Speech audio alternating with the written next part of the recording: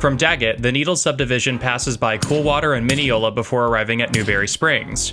East of here, the tracks cross Troy Dry Lake and begin their climb up the west slope of the Katy Mountains at Hector before reaching the top of the grade at Pisgah. From the summit, eastbounds race through Lavic and Ludlow before beginning another climb, this one to the summit of Ash Hill. This section of track covers 49.1 miles with a maximum grade of 1.1%. Track speed is 70 miles an hour, and the main line is double-tracked CTC. Past the junction at Daggett, eastbound BNSF trains get to stretch their legs. The route is relatively flat and straight from here to Hector, allowing for running at track speed. However, for westbounds, the area can often be a parking lot. Coolwater is one of the most common places for westward movements to stop before being sent into the terminal at Barstow. The siding here was originally constructed in 1977 to serve the now defunct Coolwater Pace 520 power plant. BNSF currently uses the spur for storage, and when the agreement with the South Coast Air Quality Management District was in place, older road power would be cut off here. BNSF specifically prohibited all road units built before the year 2000 with over 3,000 horsepower from operating south of Barstow, and Dash 840CW number 947 fits that description on this afternoon in May of 2014. Disconnected from the SLPC LBG it just brought across the desert, its brakes are set to wait for a yard job to return it to Barstow for servicing. Of course, traffic still needs to flow, and before the westbound can depart, an eastbound train charges by on main number 2.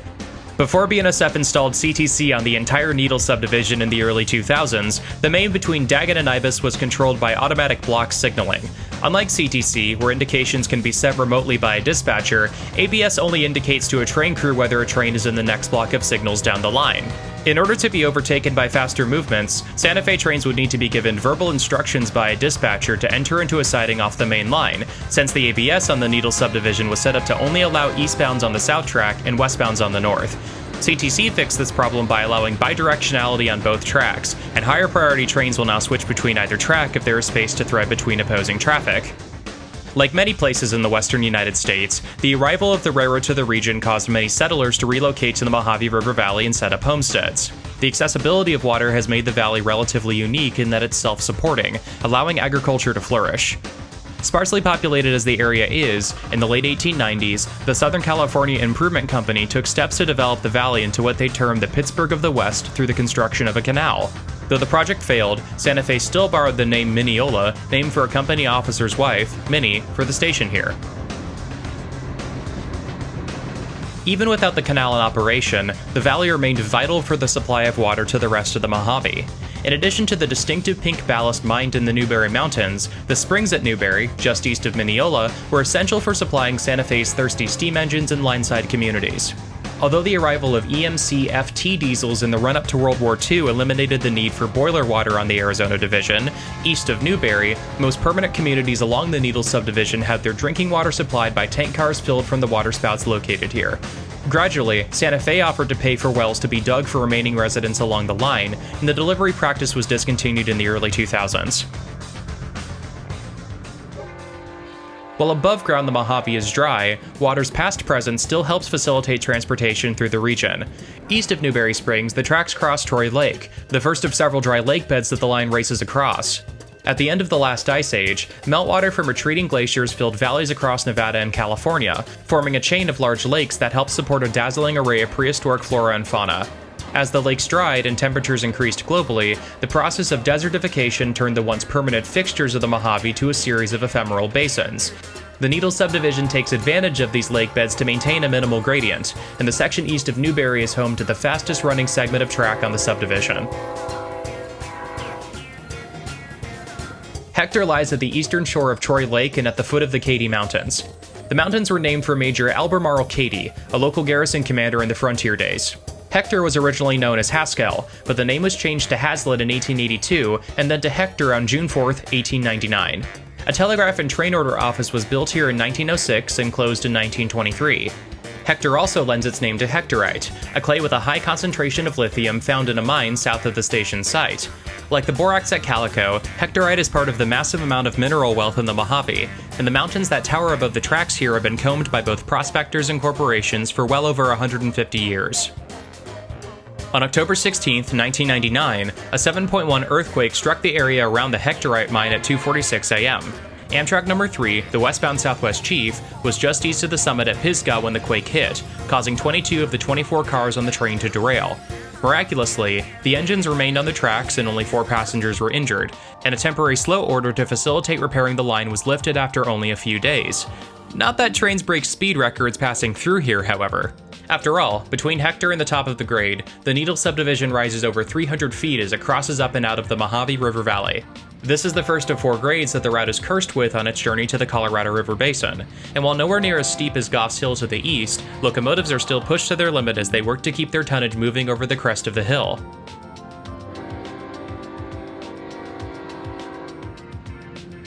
West Pisgah sits at milepost 707.3 on the Needle subdivision, and is at the point where Interstate 40 crosses over the tracks. Like Newberry Springs, the siding here once facilitated the loading of open-top hoppers with ballast, but unlike Newberry, the rock mined came from a cinder cone volcano to the southwest. Pisgah Crater is the newest volcano in the Lavic Lake Volcanic Field, and was mined extensively in the years following the arrival of the railroad, so much so that nearly 100 feet of its height was removed in total. While Santa Fe initially owned the mining rights to the crater, they sold it to the Canadian company CanCal Resources in the 1990s. Today, CanCal mines the volcanic cinder here for agricultural use. US Route 66 crosses the BNSF tracks at Pisgah. Originally, drivers would follow the Santa Fe route as closely as possible to make use of line-side services.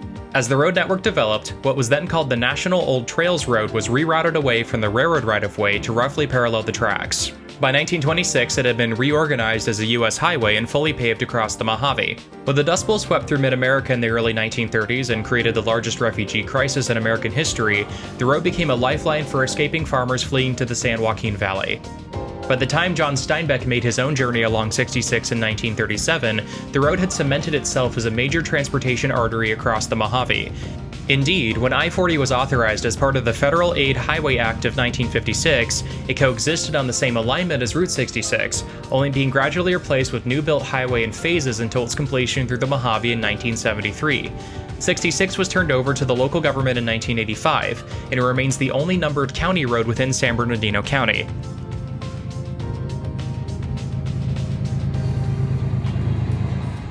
The curves here mark the point where the tracks depart the Lavic Lake Volcanic Field and enter the Broadwell Valley. The Bullion Mountains rise in the distance, with the Marine Corps base at 29 Palms occupying the vast majority of their square mileage. True to their name, when Santa Fe Roadmaster John Suter went into the mountains south of Ludlow to search for water, he instead discovered a rich vein of gold and copper 7 miles south of the tracks. After Suter sold his claim in 1901 to shareholders of the New York Central Railroad, the Baghdad Mining and Milling Company was incorporated to develop the claim and transport ore to the mills in Barstow.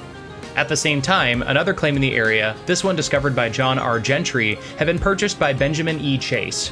Chase merged the Baghdad Mining and Milling Company and his own Benjamin E. Chase Gold Mining Company to form the Baghdad Chase Gold Mining Company. Baghdad Chase then built a railroad north to the Santa Fe tracks in Ludlow. Operations of the Ludlow and Southern started on June 15, 1903, with the L&S hauling over 150,000 tons of ore by 1910. At the end of that year, declining mining revenues caused Baghdad Chase to sell its stake to the Pacific Mines Corporation. The mine was heavily upgraded during this time period, but the Great Depression rendered it economically unviable and the mine was idled. The L&S's rails were lifted in July of 1935, and its sole remaining engine, Baldwin 060 No. 1, was scrapped on site in 1937. While the mine was sporadically operated from the 1930s until 1954, trucks were exclusively used to transport ore for refinement, and today, little remains of the railroad grade.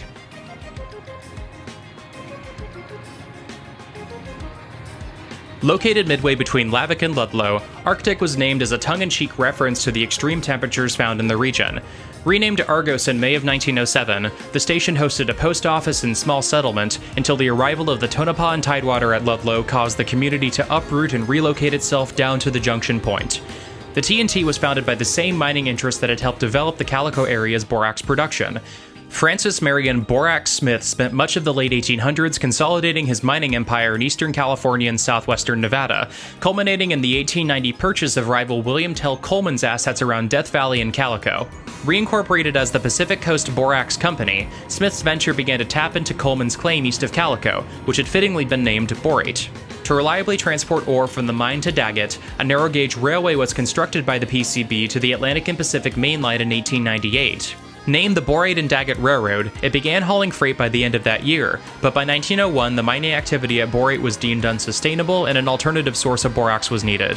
While the famous 20 mule teams that hauled borax from the Death Valley area to loadouts at Mojave and Daggett had been sufficient in the late 1800s, Pacific Coast once again turned to rail to solve their transportation problems.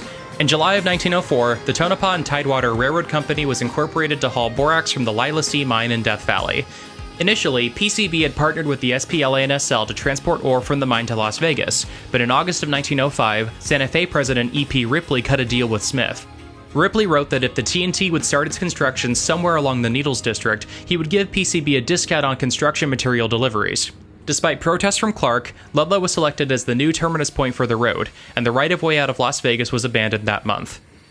From the west end of Ludlow, the TNT was built north across Broadwell Lake and up and over the Bristol Mountains across the SPLA and SL at Crucero, where, pursuant to the crossing agreement made between the companies, an interlocking tower was built at the Tidewater's expense. Punching through the Amargosa Canyon north of Baker, the route began operations from Death Valley Junction on September 1, 1907, and on October 30th of that year, the last spike was driven in Gold Center, Nevada. Ludlow boomed as the Santa Fe interchange point for both the TNT and Ludlow and Southern.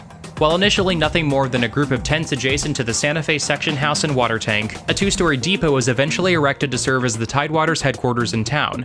The TNT's arrival cemented Ludlow as a thriving desert oasis, and the road's facilities included a shop complex for servicing engines, a locomotive shed, tool, ice, and water storage, as well as a section gang's headquarters and the relevant lodging and eateries. Ludlow for a time was actually larger than even Barstow. However, the discovery of a massive deposit of highly pure borax northwest of Kramer Junction in 1926 spelled doom for the Death Valley mining operations and Ludlow itself. Despite attempts to market the area as a tourist draw, the TNT's operations wound down as the new mine in boron eclipsed most borax production in the Mojave. On October 8, 1933, the endpoint of the Tidewater was moved to Crucero and the route to Ludlow was mothballed. During the Depression years, traffic levels continued to decline, and on May 13, 1940, the Interstate Commerce Commission ruled that the abandonment of the TNT could commence. The last northbound train from Crucero left on June 14th, and in 1942, the U.S. government officially ordered the rails removed for wartime use. By February of 1943, the last of the rail had been lifted, and after a clerical error had been corrected, the road was finally, formally abandoned on December 3, 1946. To this day, the inspection pit for the Tonopah and Tidewater shops survives in Ludlow, and the road between Ludlow and Crucero closely parallels the company's still visible right-of-way. PCB's successor company, Rio Tinto, still ships borax out of the mine at Boron, and many of the hoppers loaded there pass through the mostly abandoned community of Ludlow on their journey to market.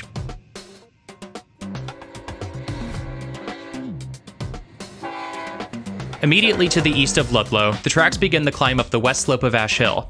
Ash Hill was named for Benjamin Ash, a Southern Pacific Railroad surveyor that died of thirst while plotting what was then called the SP's Needles Branch. In August of 1881, the SP Colorado Steamship Company steamer Mojave arrived at Needles from Yuma. Aboard were SP Chief Engineer William Hood and 30 surveyors, who were to meet the survey and grading gangs already working their way eastward from Mojave. On February 12, 1882, track laying commenced, and while Hood and his crew were finalizing their survey, SP's tracks raced across the desert to Waterman on October 23rd and Ludlow by December of that year. With the A&P fast approaching at Needles, construction moved rapidly, reaching Goffs on March 19th and Needles by April 11th. 8 days later, the last spike was driven, but in their haste to intercept the Atlantic and Pacific, SP had made a critical error. The charter for the Atlantic and Pacific explicitly specified that the line be constructed with rails of the best quality, manufactured from American iron, but over 50% of the rails used on the Needles branch were made from British metal. Confronted with the severe cost of replacing the rail on the line and Santa Fe's ironclad resolve to build west to San Francisco anyways, Huntington relented and negotiated the terms of the Santa Fe's lease with the company. As Santa Fe couldn't afford the $7,271,000 payment up front, the company instead paid 6% annually, and traded its stake in connection to the Sonora Railroad for the Needles branch. Today, bridge abutments from the original SP grade can still be found at both Argos and East Ash Hill, and outside of the major grade realignment east of here, trains more or less follow Hood's initial survey to Needles.